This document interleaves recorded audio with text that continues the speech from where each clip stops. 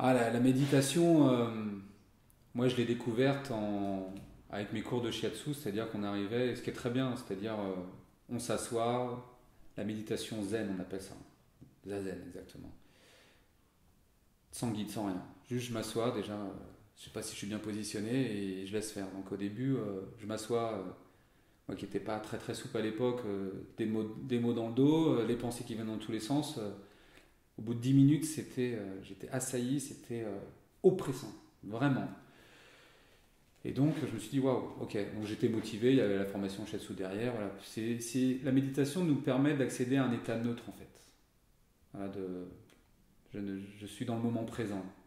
Ça, c'est dans ce qu'on peut lire partout, ce qui est très bien. Après, dans les faits, c'est un peu plus exigeant que ça.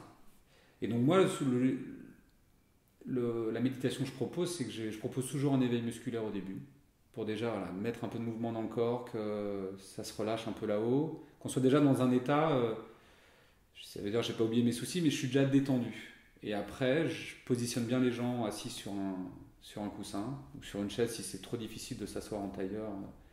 Tout s'adapte, on se positionne bien, et ensuite après j'accompagne par la voix avec un peu de musique au début pour vraiment laisser l'essence tranquillement s'installer. Et après, on reste dans le silence.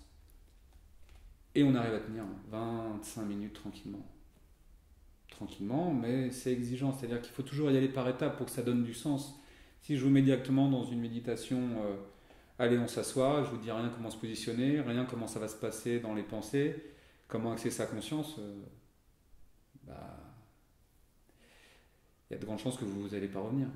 Et que vous allez dire la méditation, c'est pas fait pour moi, ou c'est ci, c'est ça, ou sinon vous allez vous mettre dans les pensées et vous allez passer à côté. En fait, si on veut augmenter ses perceptions euh, vibratoires, enfin après on peut appeler ce qu'on veut, en tout cas, si on veut augmenter son bien-être, tout simplement, son lâcher-prise, soyons simples.